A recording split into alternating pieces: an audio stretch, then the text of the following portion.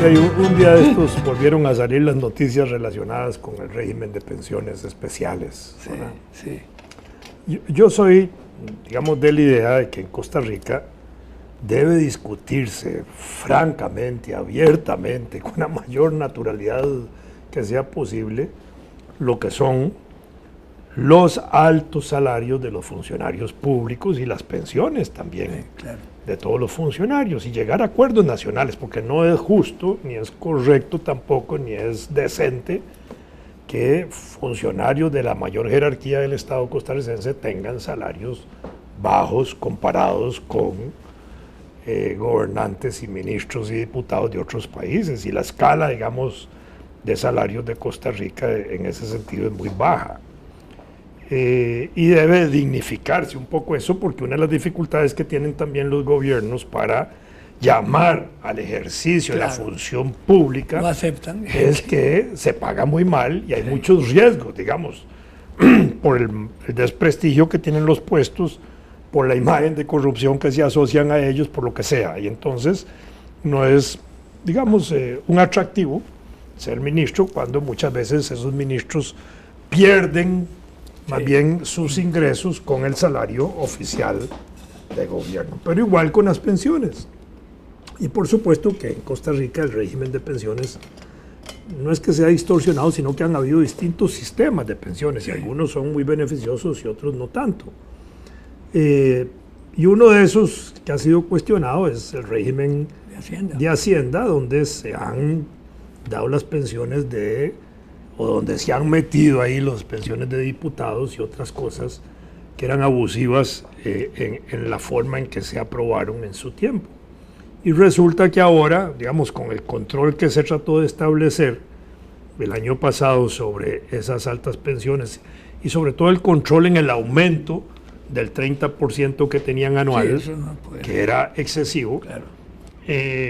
Se modificó la ley de una manera tal que eliminó algunas restricciones, restableció automáticamente la ley de 1943 en otros aspectos, que tiene una consecuencia brutal, digámoslo así, desde el punto de vista formal, sobre el mismo sistema, porque ahora más bien tolera y permite que a los 50 años se puede. Que una persona que ha sido diputado a los 50 años pueda pensionarse, pero además que se pueda pensionar por su condición de diputado, aunque haya ejercido 1 año, 2 años o lo que sea. O 15 días. O personas que solo tengan 10 años de trabajo laboral, es decir, una persona que, digamos, documentalmente solo puede mostrar que ha trabajado 10 años en su vida, también pueda pensionarse por ese sistema y beneficiarse del régimen. Y por supuesto de las mismas ventajas que fueron literalmente abolidas a finales del año pasado. La ley marco, ¿no? Ahora la ley marco han metido al gobierno en el dilema de que tiene que o vetar esa disposición legislativa, o eventualmente la Asamblea Legislativa, si estuviera todavía en sus manos, la posibilidad de reformar el entuerto que hicieron. Pero me parece que esto vuelve a plantear, digamos, un problema importante. Yo sí creo que en materia de pensiones sí debe haber una discusión nacional, porque también en torno a las pensiones me parece que debe establecerse con claridad que si los salarios deben subir en igual proporción que suben los salarios. No es justo, digamos, que a las personas pensionadas el régimen de aumento sea inferior a cómo sube el régimen de aumento para las personas que están activamente en la función laboral, porque los problemas de alimentación, los problemas de costo de la vida, los problemas de alquiler, totalmente todo de acuerdo. Sube igual para todos. Y muchas veces las personas mayores se vuelven más bien un apoyo económico con su pensión para familiares, y en ese sentido, cuando se disminuye la pensión, más bien pasan a ser una carga para los hijos o descendientes, que tienen que entonces estar viendo a ver cómo le meten el hombro a su pariente que se le ha disminuido su ingreso familiar. Y me parece que eso tiene que abordarse. En el régimen de Hacienda, y hay otro régimen también que tiene una característica parecida, que es el de los profesores, donde vos No, estás. pero la Junta de Pensiones me parece a mí que es diferente, ¿no? Yo no defiendo porque yo sea pensionado en la Junta, sino pero porque... digo, en los montos que hay ahí. No, pero los montos ahí corresponden básicamente a 3 leyes que se han ido modificando, las últimas 2 han ido rebajando la proporción de disponibilidad, pero está también en relación al monto de cotización, porque Bueno, pero Hacienda, en el régimen de así pensiones era originalmente. se paga el 16%, Bueno, en que Hacienda... no se paga en ningún otro sistema, ni en Hacienda. Cuando se creó, sí, era el 9%. 16% es decir, pagamos los profesores. Bueno, ahora, pero Siempre. originalmente cuando se creó Hacienda, que se creó mucho antes de... Sí, sí. Ese era un plan de don Alberto Martén que posiblemente de ahí arranca la idea del solidarismo, que es un aporte del empleado y un aporte del patrono, porque existía ese concepto de una contribución y el Estado, desde luego. Pero posteriormente, cuando se incorporaron todos los empleados al régimen de Hacienda, por una disposición de la Sala Constitucional, ni siquiera de la Sala Constitucional, fue cuando existía la Corte Plena, que era la que resolvía eso. Entonces, es decir, desapareció ese monto de reserva porque apabullaron completamente la capacidad del Estado y dejaron de contribuir. Ahora bien, yo estoy de acuerdo contigo, hay pensiones que son un insulto, es decir, hay pensiones que y salarios que son un insulto. A nivel bancario, todos conocemos unos salarios que ni en ningún país desarrollado de los más ricos existen. Una barbaridad. Y en las pensiones hay pensiones de 17 y 18 millones, que en mi criterio no deben existir. Pero hay que buscar la fórmula de no lesionar los derechos adquiridos, las situaciones jurídicas consolidadas. De alguna manera tiene que respetarse eso, porque de lo contrario, pues, la ley no sirve para nada. Es decir, habría que hacer modificaciones constitucionales, porque el artículo 34 es clarísimo. Es más, reitera el concepto de las situaciones jurídicas consolidadas y el derecho y tal. Sin embargo, con esto, por ejemplo, de los diputados, alguien me comentó que habían dicho que eso no era una pensión, que eso era un sueldo, un salario, y que entonces podían establecer ciertas rebajas. Yo personalmente tengo la impresión de que eso en los tribunales lo pierden, No, pero además un sueldo solo se puede justificar en función de un trabajo. Claro. Si alguien dejó de trabajar para ya una no es institución, sueldo, no puede ser sueldo. no puede recibir un salario Así es. por vida si no está trabajando en esa institución. No, para mí fue un disparate ese esquema de que se podría rebajar porque era un sueldo. Como quiera que sea, lo que se me ocurrió a mí de inmediato, porque puede ser que tendría que ver con detalle qué fue lo que ocurrió. La poca agilidad de los servicios técnicos de la Asamblea Legislativa para que no se percataron de esa falla. Sí, simplemente, si ocurrió la falla, ocurrió, punto. No claro, puede decir muy que evidente. hay mala intención ni nada, simplemente ocurrió. Entonces, ahora las cosas podrían haberse aclarado a tiempo y haberlo corregido. Hubiera sido cuestión de un día o tal vez unas horas. Este esquema dio al traste con la ley Marco, que fue la de Rafael Ángel, que fue la que puso coto al régimen de Hacienda. Pero es igual que con el salario escolar. Sí, el salario escolar es un ahorro que cada uno de los asalariados hace del 8% mensual, 8.33%, de manera que eso acumulado a los 12 años, a los 12 meses, da un salario completo. Y ese salario escolar no recibe ningún tipo de deducciones porque, como es un descuento que le hacen a uno del salario normal, donde vienen todas las deducciones, ya están pagadas. Por eso es que el salario escolar entra completo. Pero en pensiones no hay pensión escolar, digámoslo de esa manera. Sí, no. Porque nosotros no hacemos en el régimen de pensiones un ahorro del 8.33 sobre la pensión que recibimos para que nos rebajan también los impuestos, la renta y todo, para al final recibir una pensión adicional en enero, que podría ayudar también.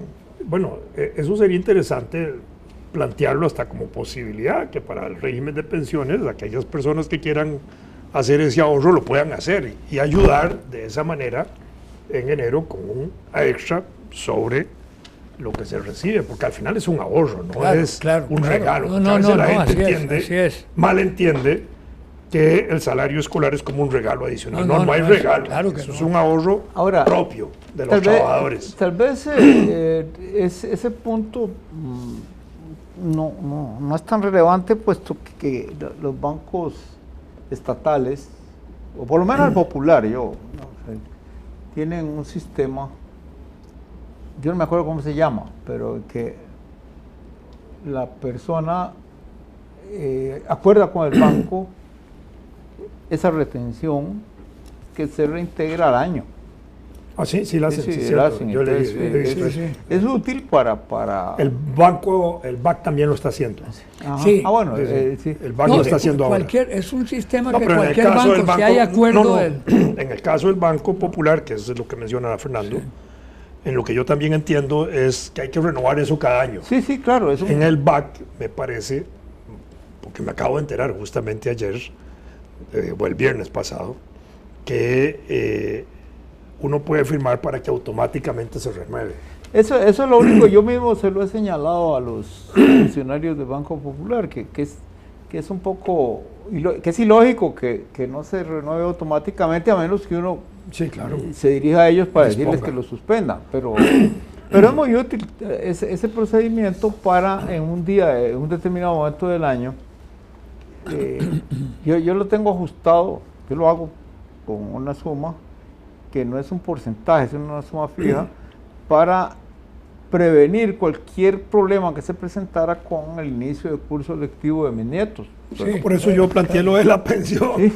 Nada más, especial que se pudiera acumular, porque uno puede tener ese tipo de ayudas. Mi hijo, que trabaja en la Defensoría de los Habitantes, tiene eso, es decir, hay un depósito que le hacen, en el la caja de ahorros. Sí, y todos los años lo llaman por teléfono, si él va a retirarlo o si lo va a dejar, y le sugieren que por lo menos un porcentaje lo deja, porque es además pagan un buen porcentaje, pagan un buen porcentaje de interés, entre el 5 y el 8%. Sí. Ahora, digo que en general las cosas se complican si todo en la misma olla se hace oye carne, como diríamos en Alajuela. En el caso de los pensionados, yo encuentro que esa es una solución razonable para aquellos en los cuales el pensionado tiene un compromiso familiar, escolar. Escolar. Ahora, eso que señalabas me parece muy certero, que debería haber un acuerdo nacional de análisis profundo de estas situaciones, de los salarios de funcionarios, de pensiones, de todo esto, y llegar a soluciones razonables que nadie se pondría. Incluso sobre el salario de los diputados. ¿Por qué los diputados que entran tienen que definirse su propio salario? ¿No sería más honorable, más decente, más digno que los diputados que salen fijen el salario de los próximos diputados por los 4 años que siguen? Para que tengan despejado ese terreno con el aumento respectivo. Por lo menos es más elegante y más decente. Más decente, más digno. Es que es inmoral que los propios diputados se autorreceten su propio salario desproporcional en crecimiento a lo que por ley le recetan a todos los ciudadanos. En la asamblea pasada hubo un escándalo, porque lo primero que hicieron fue eso. Sí, claro. Proponer un aumento. No habían ni trabajado ni un día. Nada. Fue lo primero que hicieron. Es curioso, en este momento en México... Perdón, y están asumiendo en mayo la legislatura, y en julio ya se están recetando vacaciones los vagabundos. empezando el gobierno. No, ¿por qué vagabundo? Estaban cansados de campaña. Tal vez sea eso. En México en este momento hay un debate que pareciera que está resonando aquí en esta mesa, porque es exactamente el mismo problema que se está planteando en casi en todos los términos. Y supongo que, pero en general, me imagino que en todo el mundo se está dando una situación que apunta hacia el mismo estado, por así decirlo, y dado que las condiciones que después de la Segunda Guerra Mundial permitieron un desarrollo de eso que llaman un estado de bienestar, se están agotando. Y ahí quizás en el fondo lo que no están dispuestos los políticos y la gente en general es a discutir ese punto, replantearse el tema tabú de la distribución de la riqueza, ¿verdad? Ahora, hay un análisis profundo sobre todo de la situación de Sudamérica, el Banco Mundial, el Fondo Monetario, de diferentes entes que están muy preocupados porque Sudamérica no repunta este año. Centroamérica está mejor, porque está muy pegado a los Estados Unidos y todo su mercado es... Pero suponiendo que los Estados Unidos estén repuntando de verdad. Es que sí está repuntando. Sí, bueno. Sí. Eso se lo Es cree. lento. Obama dijo que le iba a poner más atención a Centroamérica, pero se está yendo en noviembre. Claro. Obama. Bueno, sí, claro. En el último informe del Congreso destacó el papel que debe jugar Estados Unidos en el continente, y especialmente en Centroamérica. Sí. Pero su gobierno se termina en noviembre. Y claro, y sus subalternos expulsando guatemaltecos y hondureños a granel, ¿verdad? Pero ese análisis, incluyendo a la CEPAL, que ha hecho un análisis profundo. Aceptando cubanos. Bueno, esa es una cosa interesante. Están expulsando centroamericanos, guatemaltecos y salvadoreños, a niños. Y la gran protesta es, ¿por qué los cubanos tienen ese privilegio? Yo pienso que tienen mayor nivel profesional educativo y eso le interesa a los Estados Unidos.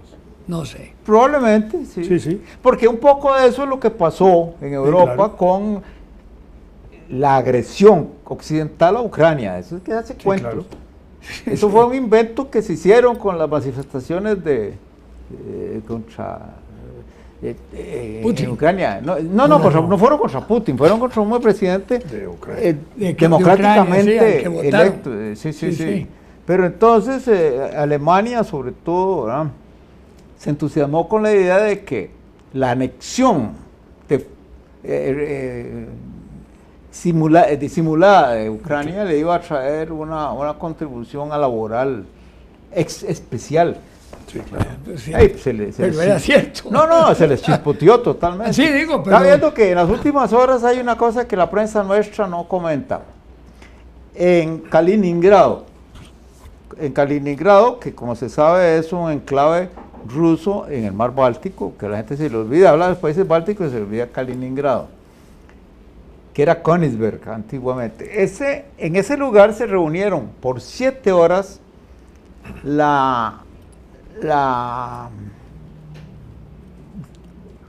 ¿cómo se llama? Termina en Land el nombre de esa mujer que es una troglodita que se fue a atizar la rebelión de Ucrania, que es la que dirige las relaciones exteriores la Führer Merkel. De la Unión Europea. Sí. Digo, la OTAN, perdón. Bueno, esta mujer se reunió con uno de los consejeros más allegados de Putin durante 7 horas. ¿No es la que tiene el mismo apellido de un famoso general? Sí, bueno. Timoshenko. Ella también. No, pero esa no es oriental, es... No, ella es de ¿cómo se llama? Bueno, en todo caso, el apellido de ella termina en Land, porque mi memoria no da para la otra primera parte. Pero el asunto es que la reunión fue larguísima, desusadamente larga, y nadie la comenta así en serio, pero es importantísima, porque pareciera ser que al fin se han dado cuenta de que no van a ninguna parte insistiendo en que Ucrania se va a unir a la OTAN y a la Unión Europea. y que con eso hay que acabar ya. Entonces, claro, eso les conviene a los dos, a la Unión Europea y a Rusia. Lo que pasa es que ahí siguen siendo los patitos feos del cuento los Estados Unidos con su Elan hegemónico, ¿verdad? Que es un cuento que se acabó con Obama. O entre Obama y Bush, en ese aspecto hay así como una pulgada de diferencia, aunque en otras cosas pues son muy diferentes. Pero sí, es extraño eso, ¿verdad? Porque esto es, me imagino que cuando se produjo el famoso pacto Molotov-Ribbentrop, nadie se dio cuenta. 1939. Y sí, que al principio como que... ¿Cómo nadie se dio cuenta? No, digo, en el momento, Sí, claro. en el momento, cuando las tropas avanzaron en los dos, y esto es Claro. historia, ¿verdad? Pero se vuelven a repartir el pastel según la conveniencia de no hacerse la guerra, porque aquí el punto es que si siguen por donde van ahorita están tirándose los cohetes y eso. Yo no creo que lleguen a eso. No, claro, no. Hay un Nadie problema de supervivencia universal, ¿verdad? no creer es como los análisis que hay ahora en Estados Unidos de muchos que aseguran que va a ganar Trump la presidencia de los Estados Unidos. ¿En serio? ¿Cuánto hace que decíamos que eso era imposible? No, yo sí creo que va a ganar ese idiota. Bueno, yo también. Bueno, Ya somos dos. Va a ganar la republicana. No, yo creo que va a ser presidente de Estados Unidos. Pero Sí, a eso me incluso refiero. en esta etapa el Trump ese que a base de decir algunas idioteces, ¿verdad?, ha logrado calar en la población media y baja de Estados Sí, Unidos claro. y mal educada, Claro, ¿verdad?, eso es. que es su atractivo, y xenofóbica y todo ese tipo de cosas que hay.